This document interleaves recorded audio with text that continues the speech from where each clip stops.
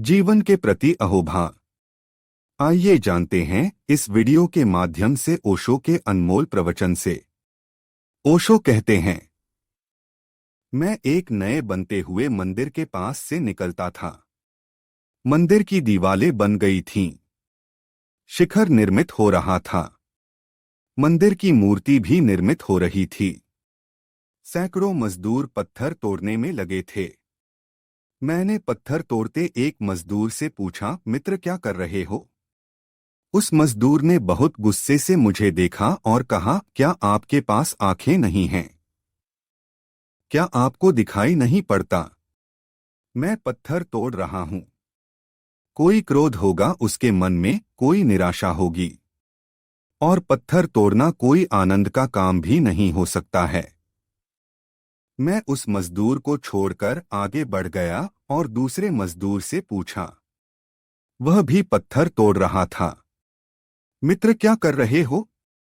उस मजदूर ने क्रोध से तो नहीं, लेकिन अत्यंत उदासी से मेरी तरफ देखा और कहा, आजीविका कमा रहा हूं, बच्चों के लिए रोटी कमा रहा हूं। क्या आपको दिखाई नहीं पड़ता? वह भी पत्थर तोड़ रहा था। लेकिन उसने कहा, बच्चों के लिए रोटी कमा रहा हूं। निश्चित ही केवल रोटी कमाना भी कोई बहुत आनंद की बात नहीं हो सकती है। वह उदास था और दुखी था, लेकिन फिर भी पत्थर तोड़ने वाले से भिन्न थी उसकी दशा। वह क्रोधित नहीं था। मैं और आगे बढ़ा और एक तीसरे पत्थर तोड़ने वाले आदमी से मैंने पूछा, मित्र क्या कर रहे हो? वह कोई गीत गुनगुनाता था। उसने आंखें ऊपर उठाईं। उसकी आंखों में किसी आनंद की झलक थी। उसने कहा, देखते नहीं हैं आप, भगवान का मंदिर बना रहा हूं। वह भी पत्थर तोड़ रहा था। वे तीनों ही पत्थर तोड़ रहे थे। एक क्रोध से भरा था, एक उदासी से, एक आनंद से। वे तीनों एक ही काम कर रहे थे। लेकिन जो आदमी पत्थर तोड़ रहा था, वह क्रोध से भरेगा ही, क्योंकि जीवन पत्थर तोड़ने के लिए नहीं है। और जिनका जीवन पत्थर तोड़ने में ही नष्ट हो जाता है, वे यदि क्रोधित हो उठते हों तो आश्चर्य नहीं। दूसरा व्यक्ति क्रोधित तो नहीं था, लेकिन उदास था। क्योंकि जिंदगी रोटी कमाने में ही व्यतीत हो जाए तो उदासी के अतिरिक्त और कुछ हाथ नहीं आ सकता। और वे लोग अभागे हैं जो रोटी कमाने में ही जीवन को नष्ट कर देते हैं। लेकिन तीसरा व्यक्ति भगवान का मंदिर बना रहा था। वह भी पत्थर तोड़ रहा था। लेकिन भगवान का मंदिर बनाना एक आनंद है। और धन्य हैं वे लोग जो जीवन में भगवान के मंदिर को बनाने में समर्थ हो पाते हैं। हम भगवान के मंदिर बनाने वाले कैसे बन सकते हैं, इस संबंध में ही थोड़ी बातें मैं आपसे करूंगा। आज की इस चर्चा में यह बड़े दुख से मुझे कहना पड़ता है कि पृथ्वी पर अधिकतम लोग या तो पत्थर तोड़ते हैं या ज्यादा से ज्यादा रोटी कमाते हैं। मुश्किल से कोई सौभाग्यशाली कभी भगवान के मंदिर के बनाने में संलग्न हो पाता है। इसीलिए तो इतना दुख है, इतनी उदासी है, इतना क्रोध है, इतना फ्रस्ट्रेशन, इतना विषाद है। लेकिन मनुष्य क्यों जीवन को भगवान का मंदिर नहीं बना पाता है? क्या कारण है कि जीवन एक आनंद नहीं हो पाता? क्या कारण है जीवन एक नृत्य नहीं बन पाता? क्या कारण है जीवन की वीणा पर संगीत पैदा नहीं होता है? जीवन एक दुख भरी रात क्यों हो? जीवन एक प्रकाश से भरा हुआ दिवस क्यों नहीं? जीवन कांटों का मार्ग ही क्यों हो? फूलों की बगिया से गुजर जाना क्यों नहीं हो? जीवन दुख और आंसू ही क्यों हो? एक आनंद और एक मुस्कुराहट क्यों नहीं? कोई बुनियादी कारण होगा। और उस कारण पर शायद एक व्यक्ति का सवाल नहीं है, पूरी मनुष्य जाति का सवाल है। किसी एक व्यक्ति की भूल नहीं। जैसे पूरी मनुष्य जाति किसी बुनियादी भूल को कर रही है। उस पहली भूल पर ही आज मुझे बात करनी है। वह पहली भूल यह है, आज तक मनुष्य के इतिहास में मनुष्य के अगुवा और नेता होने वाले लोग बीमार और रुग्ण रहे हैं। मनुष्य जाति को अब तक स्वस्थ मस्तिष्क का नेतृत्व नहीं मिल सका है। मनुष्य को उन लोगों ने नेतृत्व दिया है जो अपने भीतर दुखी, रुग्ण, अस्वस्थ और विक्षिप्त थे। स्वस्थ व्यक्तित्व का नेतृत्व मनुष्य जाति को नहीं उपलब्ध हो सका है। रुग्ण लोगों ने सारे जीवन के कुओं को विषाक्त कर दिया है। वे खुद जीवन में जिस आनंद को नहीं पा सके, अपनी असमर्थता को उन्होंने जीवन की ही भूल समझानी शुरू कर दी। उस लोमड़ी की कथा हम सबने पढ़ी है जो अंगूर के गुच्छों को तोड़ने में संलग्न थी। बहुत उछली और कूदी, उसने पूरी शक्ति लगाई, लेकिन अंगूर के गुच्छों तक नहीं पहुंच सकी। फिर वह बहुत गरिमा और गौरव से, बहुत डिग्निटी से वापस लौट गई और राह पर जो लोग मिले उनसे उसने कहा, मुझे क्या पता था कि अंगूर खट्टे हैं। मैंने तो सोचा था अंगूर पक गए हैं, लेकिन निकट जाकर पता चला कि अंगूर खट्टे हैं।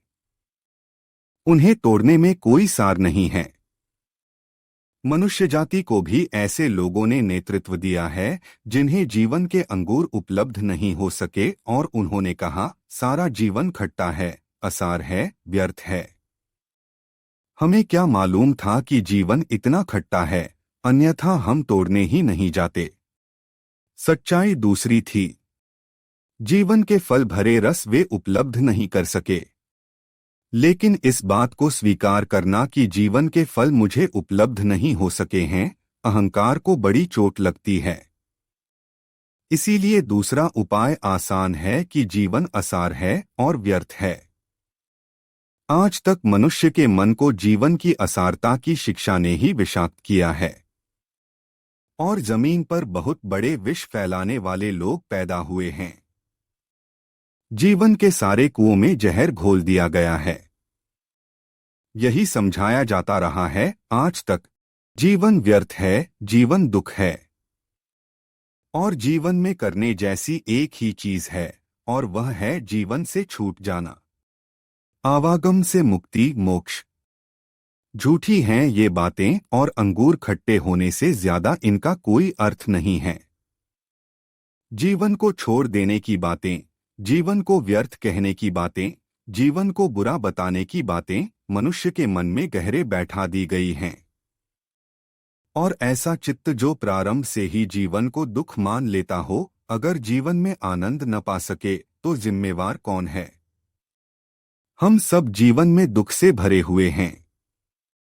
यह जीवन का दुख नहीं है।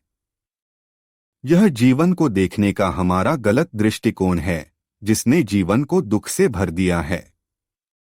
जीवन बुरा नहीं है, हमारे मन विषाक्त है, हमारे मन रुग्ण हैं। जीवन में कांटे ही कांटे नहीं हैं, और न जीवन ऐसा है कि उसे छोड़ देना ही, उससे मुक्त हो जाना ही, उससे भाग जाना ही एकमात्र लक्ष्य हो। नहीं, यह भगाने वाले लोगों ने सारी मनुष्य जाति के मन को अंधकारपूर्ण कर दिया है। ये ही लोग जिन्होंने आदमी के जीवन की निंदा की है, जीवन अनुभव करने की क्षमता को, पात्रता को कम करने वाले लोग भी हैं। लेकिन इनकी शिक्षाओं का प्रभाव रहा है। जीवन विरोधी शिक्षाओं के प्रभाव ने ही मनुष्य की यह विकृत दशा पैदा कर दी है। एक चर्च में एक सुबह उस चर्च के धर्मगुरु ने अपने सुनने वाले लोगों से कहा, हो सकता है आप भी वहां मौजूद रहे हों, शायद आपने यह बात सुनी भी हो। उस धर्मगुरु ने यह कहा कि मेरे मित्रों, तुम में से कितने लोग स्वर्ग जाना चाहते हैं? जो स्वर्ग जाना चाहते हों वे अपने हाथ ऊपर उठा दें। धर्मगुरु ने सोचा था, सभी लोग हाथ ऊपर उठा देंगे। करीब करीब सभी लोगों ने हाथ ऊपर उठाए थे, लेकिन सामने बैठा हुआ एक व्यक्ति हाथ नीचे ही किए रहा। एक को छोड़कर सभी लोगों ने हाथ ऊपर उठा दिए थे। सभी स्वर्ग जाना चाहते थे। धर्मगुरु को बहुत आश्चर्य हुआ। क्या ऐसा भी कोई आदमी हो सकता है जो नरक जाना चाहता हो? फिर उसने कहा कि अब आप अपने हाथ नीचे कर लें। और अब मैं पूछता हूं कि जो लोग नरक जाना चाहते हों वे अपने हाथ ऊपर उठाएं। एक भी आदमी ने हाथ नहीं उठाया। उस आदमी ने भी नहीं जिसने स्वर्ग जाने के लिए हाथ नहीं उठाया था। वह धर्मगुरु हैरान हुआ। उसने कहा, मेरे भाई, तुमने न तो स्वर्ग जाने के लिए हाथ उठाया, न नरक जाने के लिए। तुम कहाँ जाना चाहते हो? उस आदमी ने कहा, मैं यहीं रहना चाहता हूँ, जीवन में, और मैं जीवन को ही स्वर्ग बनाना चाहता हूँ। न मैं स्वर्ग जाना चाहता हूँ, न मैं नरक जाना चाहता हूँ, क्योंकि जो स्वर्ग जाना चाहते हैं उन्होंने इस पृथ्वी को नरक बना दिया है, क्योंकि उनकी आंखें आकाश के किसी काल्पनिक स्वर्ग में लगी हुई हैं और वास्तविक पृथ्वी उपेक्षित पड़ी रह गई है। जो लोग जीवन को छोड़ देना चाहते हैं, जीवन की किसी भूल के कारण नहीं, अपनी किसी रुग्णता, अपनी किसी बीमारी के कारण, जीवन को, जीवन के रस को, जीवन के आनंद को उपभोग न करने की क्षमता के कारण, वे लोग जीवन को नरक बनाने में सहयोगी हो जाते हैं। तो उस आदमी ने कहा, जितने लोगों ने हाथ उठाए हैं स्वर्ग जाने के लिए, ये ही लोग पृथ्वी को नरक बनाए हुए हैं। मैं न स्वर्ग जाना चाहता हूँ, न नरक जाना चाहता हूँ। मैं इस पृथ्वी को स्वर्ग बनाना चाहता हूँ। आज तक मनुष्य को पृथ्वी को स्वर्ग बनाने की शिक्षा नहीं दी गई, इसलिए पृथ्वी नरक बन गई। इसलिए हमारा जीवन नरक बन गया है। और मैं आपसे यह निवेदन कर दूं, जो इस जीवन में स्वर्ग में नहीं हो सकते, उनके लिए कोई स्वर्ग कहीं भी नहीं है और न हो सकता है। और जो लोग इस जीवन को स्वर्ग में परिवर्तित कर सकते हैं, उनके लिए इस जगत में, किसी लोक में कोई नरक नहीं है। वे जहां भी होंगे, जहां भी उनका जीवन होगा, वे स्वर्ग में होने की कला में निष्णात हो गए होंगे। जीवन एक अवसर है। उसे जो स्वर्ग बना लेता है, वह आने वाले जीवन के स्वर्गों की बुनियाद रख देता है, और इस जीवन को जो नरक बना देता है, वह आने वाले नरकों का रास्ता शुरू कर देता है, यात्रा शुरू कर देता है। हमने पृथ्वी को नरक बनाया है। और किन लोगों ने नरक बनाया है? उन लोगों ने, शायद मेरी बात बहुत कठोर मालूम पड़े, लेकिन उन्हीं लोगों ने, और मजबूरी है, सत्य कहना ही पड़ेगा, उन्हीं लोगों ने, जिन लोगों ने पृथ्वी के विरोध में और जीवन के विरोध में शिक्षाएं दी हैं।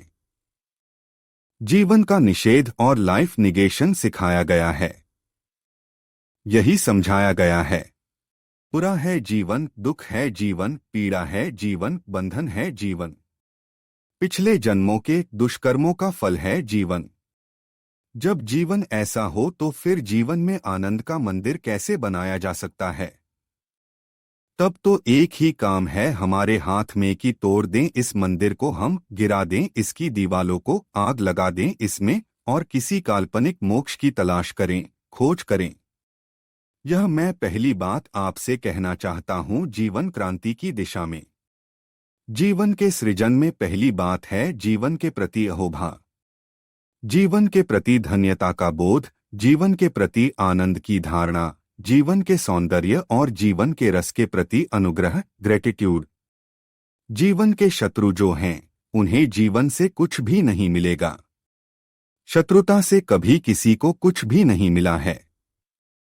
जीवन के मित्र जो हैं, जीवन अपनी निधियों के द्वार केवल उनके लिए ही खोलता है जो प्रेम से जीवन के द्वार पर दस्तक देते हैं, जो प्रेम से जीवन को आलिंगन करने के लिए तत्पर होते हैं, जो प्रेम से जीवन के द्वार पर प्रार्थना करते हैं, जो प्रेम से जीवन को पुकारते हैं और बुलाते हैं, और जिनके हृदय में जीवन के विरोध में कोई कांटा नहीं होता है, जीवन के स्वागत के लिए फूलों की मालाएं होती हैं, केवल उनके लिए ही जीवन एक मंदिर बन पाता है।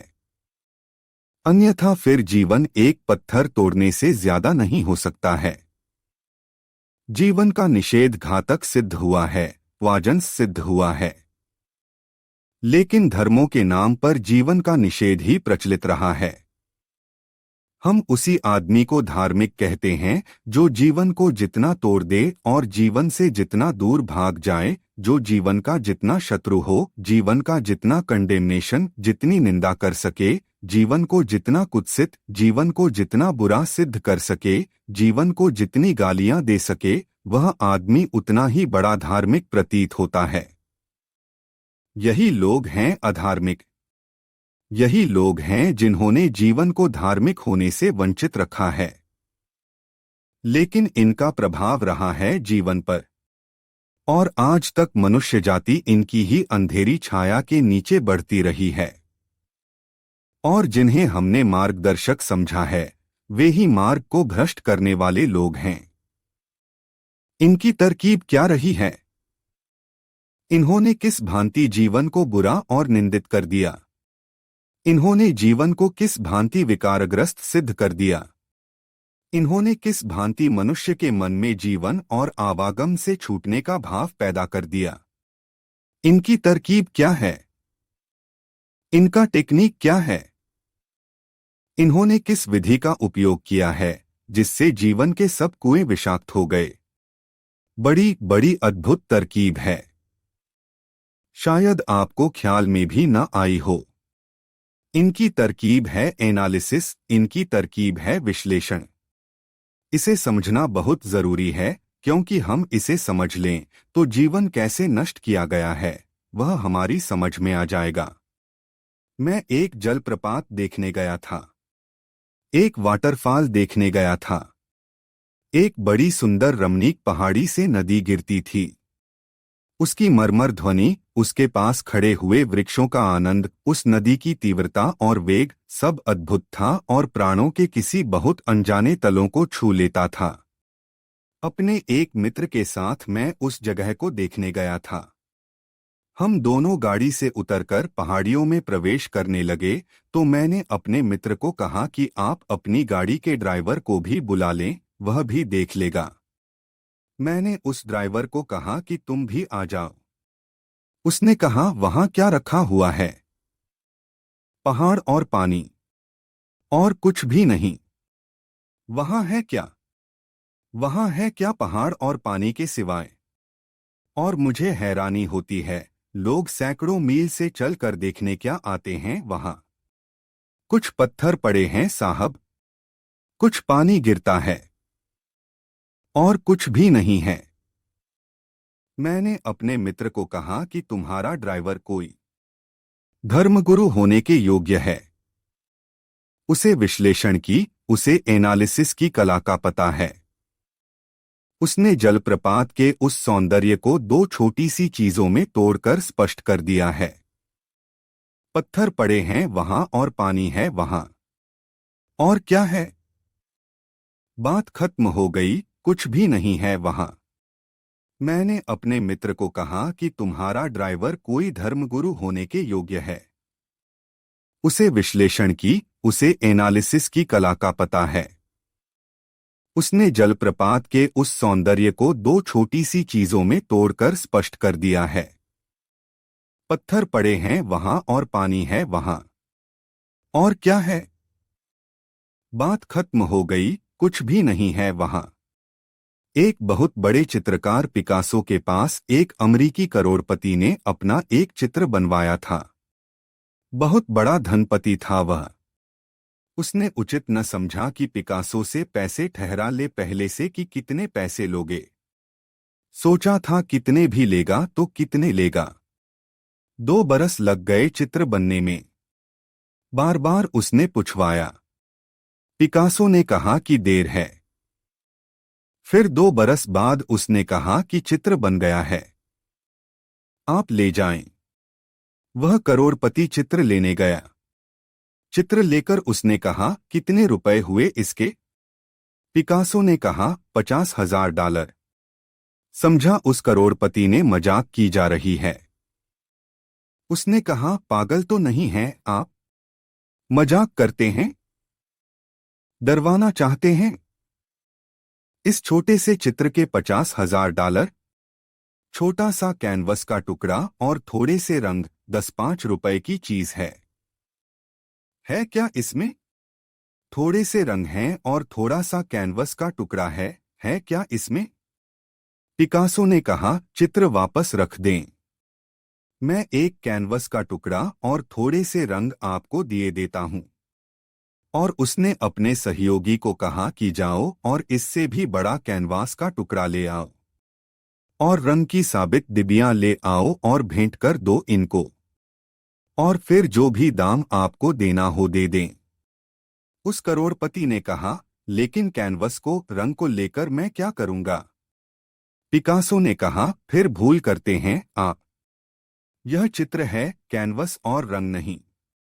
कैनवस और रंग से कोई और चीज प्रकट हुई है। लेकिन कोई चाहे तो कह सकता है, सुंदर चित्र में क्या है? थोड़े से रंग हैं और क्या है? यह विश्लेषण जीवन की सब चीजों में पूछता है, और क्या है?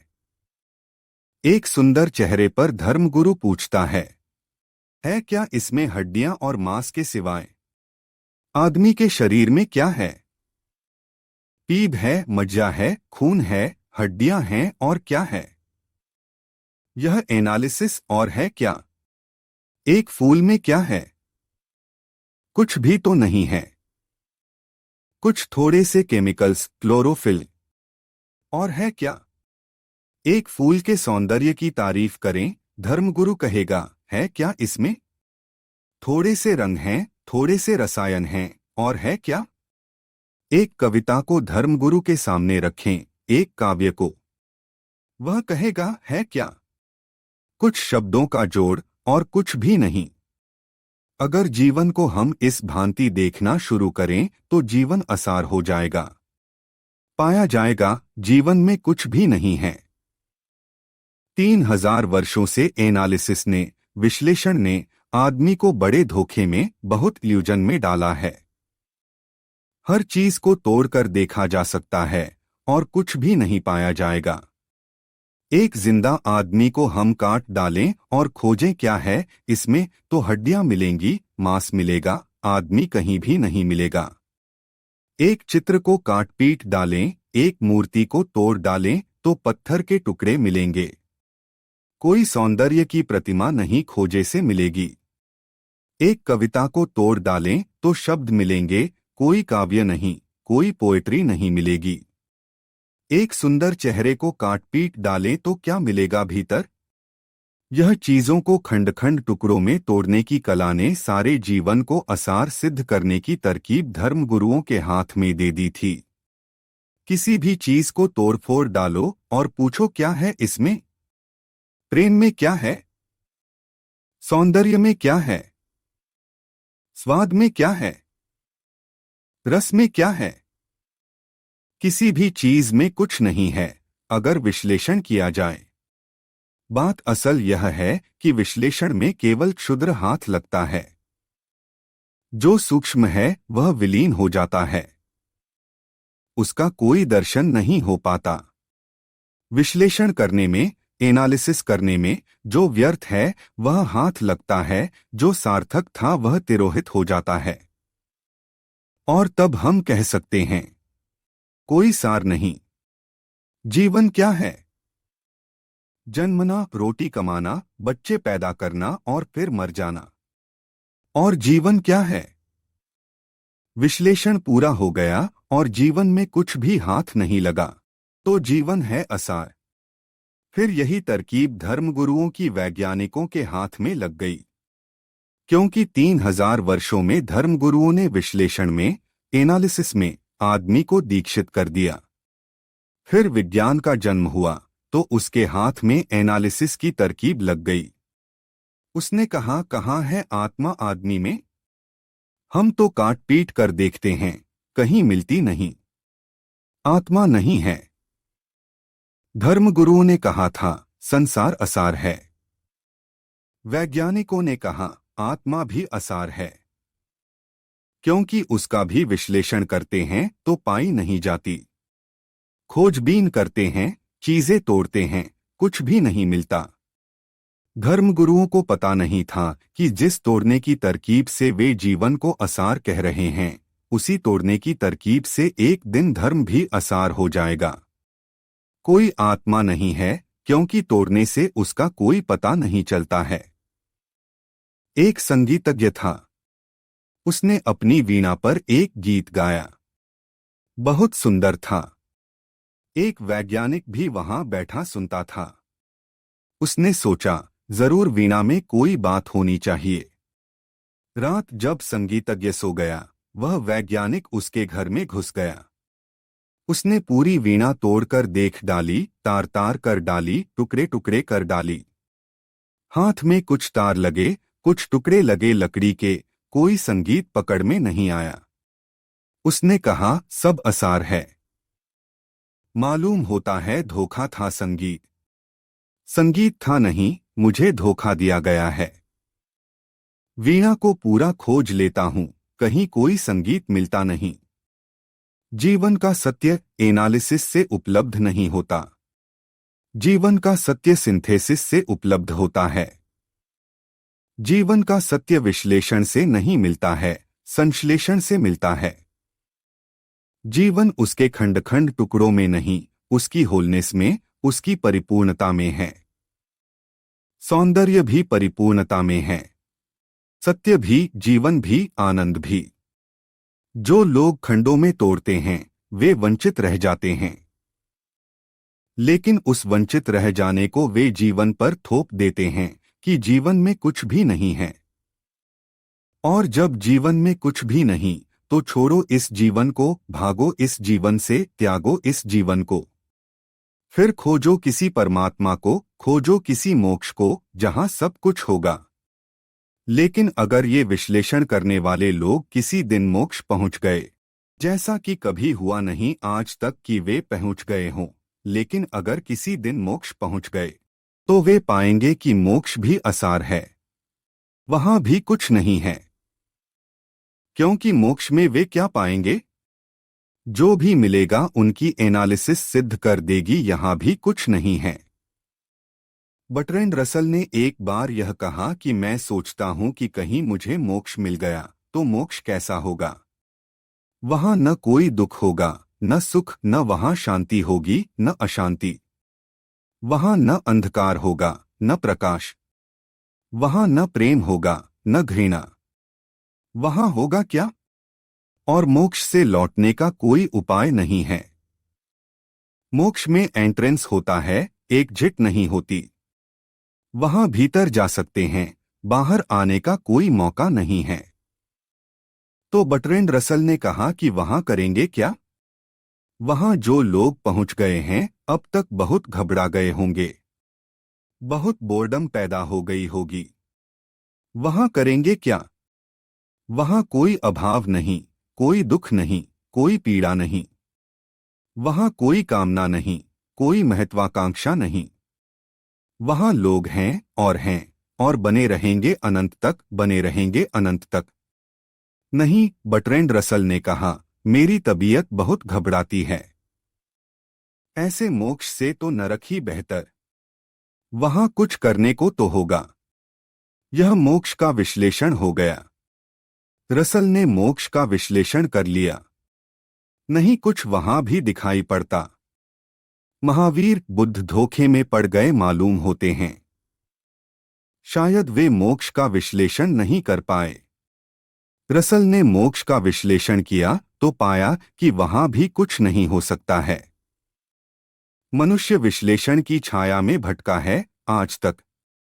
यह मैं पहला सूत्र आपसे कहना चाहता हूं। अगर जीवन को एक मंदिर बनाना है, तो जीवन को संश्लेषण की दृष्टि, सिंथेटिक एटीट्यूड से देखने की क्षमता पैदा करनी होगी, विश्लेषण की दृष्टि से नहीं। जब भी हम चीजों को तोड़ देते हैं, तो स्मरण रहे, चीजें होती हैं अपनी पूर्णता में, और कोई भी चीज अपने खंडों का जोड़ नहीं होती, केवल खंडों के जोड़ से ज्यादा होती है। एक कविता शब्दों का जोड़ ही नहीं होती, शब्दों के जोड़ से कुछ ज्यादा होती है। एक चित्र रंगों का जोड़ ही नहीं होता है, रंगों के जोड़ से कुछ ज्यादा होता है। एक संगीत केवल वीणा और वीणा वादक की अंगुलियां नहीं होती, कुछ और भी ज्यादा होता है। और वह जो ज्यादा है, वही रहस्यपूर्ण, वही अदृश्य, वही न दिखाई पड़ने वाला जीवन का रस है, जीवन का आनंद है, जीवन में प्रभु है। जीवन जोड़ से कुछ ज्यादा है। गणित में जोड़ होते हैं, 2 और 2 4 होते हैं। जीवन में 2 और 2 4 नहीं होते। 2 और 2 के बाद 4 तो हो जाते हैं और एक नई चीज पैदा हो जाती है जो 2 और 2 में होती ही नहीं, जो उनके मिलन में होती है। अगर मैं किसी को प्रेम करता हूं और उसे अपने हृदय से लगा लूं और एक वैज्ञानिक विश्लेषण करे कि 2 आदमियों की छाती की हड्डियां जब मिलती हैं तो आनंद कैसे होता होगा, तो हड्डियों के मिलने से कैसा आनंद हो सकता है, कैसा प्रेम हो सकता है। हड्डियों के मिलने से हो सकता है कोई विद्युत घर्षण पैदा हो जाती हो। यह हो सकता है कि हड्डियों को एक दूसरे से गर्मी मिल जाती हो, लेकिन आनंद का क्या संबंध है, प्रेम का क्या संबंध है। अगर वैज्ञानिक किसी आलिंगन का विश्लेषण करे तो पाएगा यह बेवकूफी है, एब्सर्ड है बिल्कुल। इससे कुछ नहीं मिल सकता, इसमें कुछ हो नहीं सकता। लेकिन जो प्रेम में हैं वे जानते हैं कि आलिंगन में हड्डियां होती ही नहीं, शरीर मौजूद ही नहीं रह जाता। जब कोई किसी प्रेम से किसी को अपने हृदय के निकट लेता है तो शरीर मौजूद ही नहीं रह जाते, शरीर अनुपस्थित हो जाते हैं। कोई और चीज उपस्थित हो जाती है जिसका शरीर से कोई वास्ता नहीं है। दिखाई पड़ते हैं कि 2 शरीर निकट आए, लेकिन निकट कोई और चीज आती है जो दिखाई भी नहीं पड़ती। आत्मा निकट आती है, लेकिन शरीर के विश्लेषण में उस आत्मा को नहीं खोजा जा सकता। सो वह झूठ हो जाती है, अशुद्ध हो जाती है, असार हो जाती है। यदि आपको यह वीडियो प्रेरणादायक लगी हो तो कृपया हमारे चैनल को सब्सक्राइब करें। हमें आपके विचारों का इंतजार रहेगा। धन्यवाद।